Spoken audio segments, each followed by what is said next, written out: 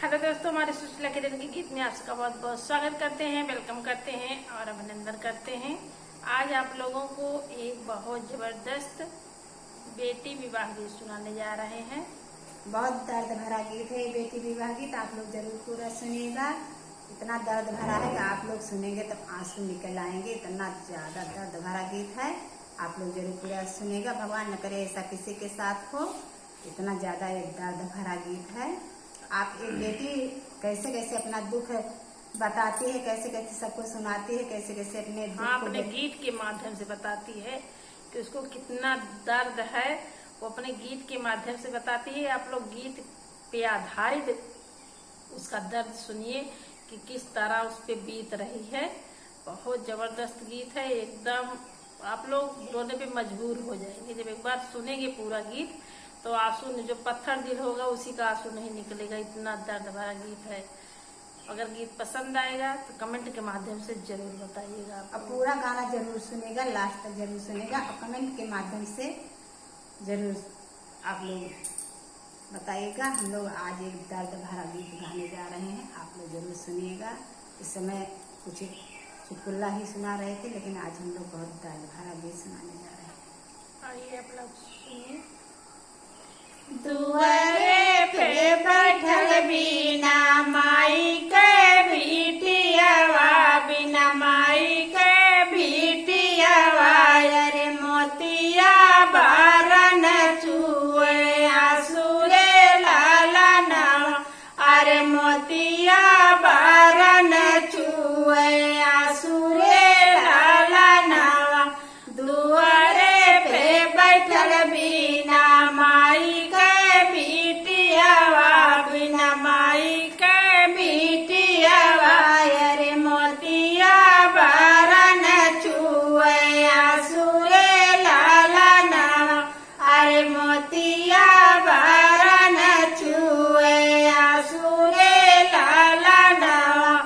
अबही तो मोरा भैया लड़का नादनवा, अरे लड़का नादनवा, अरे कैसे जाई है दूसरे दुआरी रे लाला नावा, अरे कैसे जाई है दूसरे दुआरी रे लाला नावा।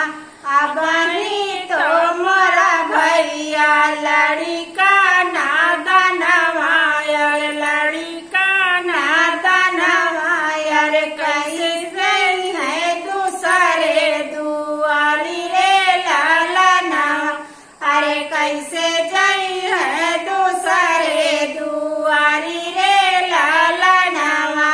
हित बेऊ हरि सब जान लगारी बवाय, अरे जान लगारी बवाय, अरे छोड़ी दे हमारो दुआर रे लाला नावा, अरे छोड़ी दे हमारो दुआरी रे लाला नावा। हित बेऊ हरि सब जाने लगारी बवाय, सब जाने लगारी बवाय, अरे छोड़ी दे हमारो दुआरी रे लाला नावा, अरे छोड़ी दे हमारो दुआरी रे लाला नावा। आस पड़ोस सब तनवा जे मारई, अरे तनवा जे मारई, अरे भैया के बहिनी कुंवर रे लाला नावा, अरे भैया के बहिनी कुंवर रे लाला नावा। आस पड़ोस सब तनवा ही मारई, अरे तनवा जे मारई, अरे भैया के बहिनी कुंवारी रे लाला नावा, अरे भैया के बहिनी कुंवारी रे लाला नावा। होत भिन सर भैया गईले अयोध्या, अरे गईले अयोध्या, अरे खोजिया ए बर श्री राम रे लाला ना, खोजिया वे बरसी राम रे लाला नवा होत बिनु सर भैया गईले अयोध्या यार गईले अयोध्या यार खोजिया वे बरसी राम रे लाला नवा अरे खोजिया रे बरसी राम रे लाला नवा तू तो अयोध्या कर राज राजा वरवायर राज राजा वरवायर तोहरे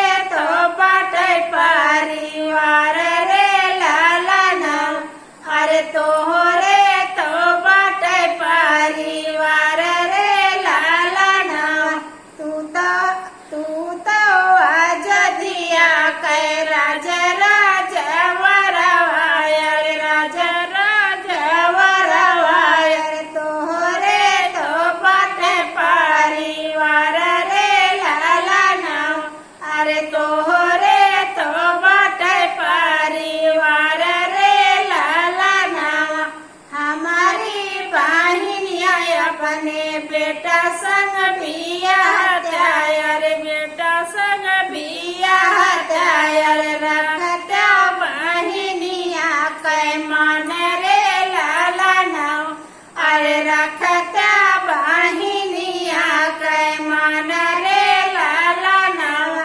हमारी बहनिया अपने बेटा संग बियाह त्यायर बेटा संग बियाह त्यायर रखता बहनिया कै मान रे लाला नवा अरे रखता बहनिया कै मान रे लाला नवा काहे का मोरे बेटा कहला गरीब वायर कहला गरीब वायर तू तो बहनिया के भाई रे लाला नवा अरे तू तो बहनिया के भाई रे लाला नवा काहे का मोरा बेटा कहला गरीब वायर कहला गरीब वायर तू तो बहनिया के भाई रे लाला नवा अरे तू तो बहनिया के भाई रे लाला नवा तू ही तो करबा बेटा बहनी कन्या दानवा अरे बहनी कन्या दानवा अरे हमले हथवा पासारी रे लाला नवा अरे हमले हथवा पासारी रे लाला नवा तुही तो करबा बेटा बहनी कन्या दानवा अरे बहनी कन्या दानवा अरे हमले हथवा पासारी रे लाला नवा अरे हमले हथवा पासारी रे लाला नवा अब नाही बहनी तू है मारे के